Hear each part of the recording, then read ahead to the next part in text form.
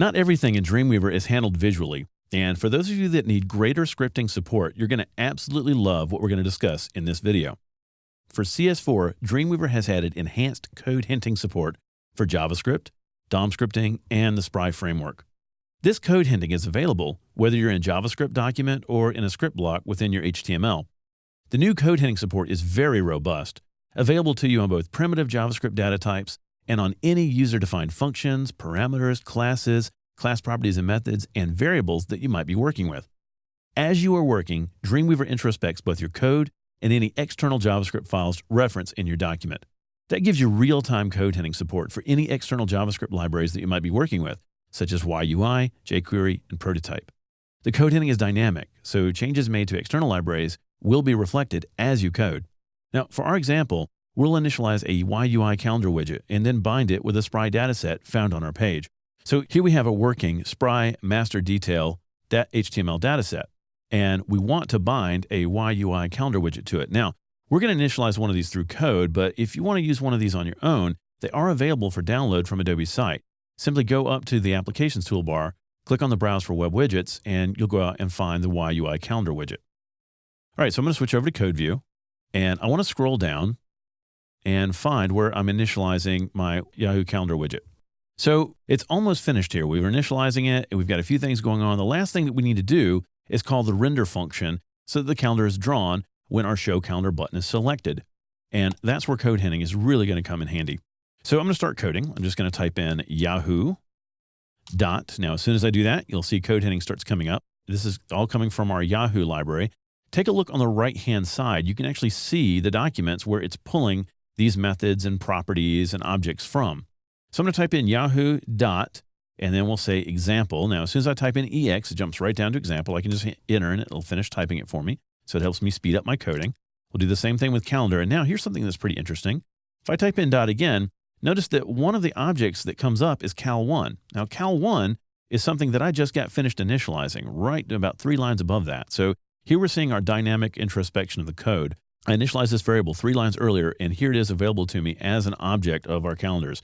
If I had multiple calendars, I would be able to choose from multiple calendar names. So let's finish typing that, and then we'll type in dot and then render. So it knows that this is a calendar, and it knows that the render method is available to it. So let's finish that.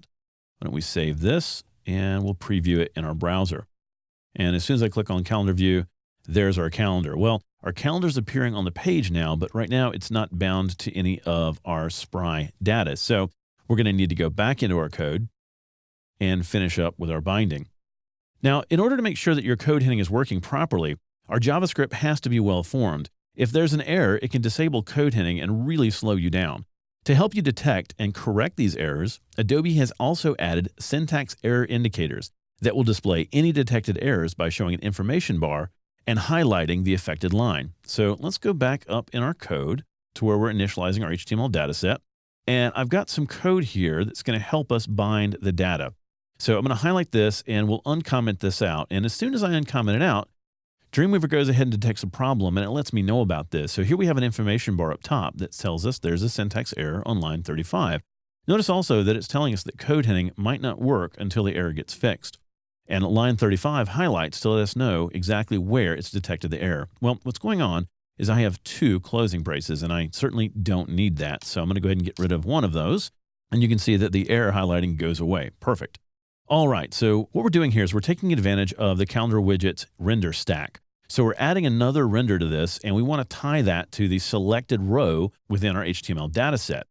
Now I'm going to do that by a line above our render stack.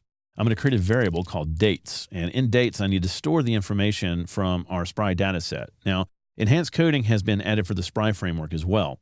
So what I'm going to do here, as soon as I type in cal4, which is our HTML dataset, and hit dot, I get all these methods available to me for our datasets. And if I type in get, I can go down right down to the row and say get current row. And what that's going to do for us is it's going to return the value of any selected current row. And I'm registering this to an observer, so it will continue. And every single time our row data has changed, it'll go ahead and update our calendar widget. So let's go ahead and save our file, preview this in our browser. And now I'm going to bring up my calendar, and notice that every time I click on one of these items, our render stack goes ahead and renders those dates for us. So there you have it, our finished YUI calendar bound to our Spry HTML dataset. Whether you're using Spry or other external JavaScript libraries, or even your own custom JavaScript, Dreamweaver's enhanced code hinting support is going to help you code faster and with fewer errors.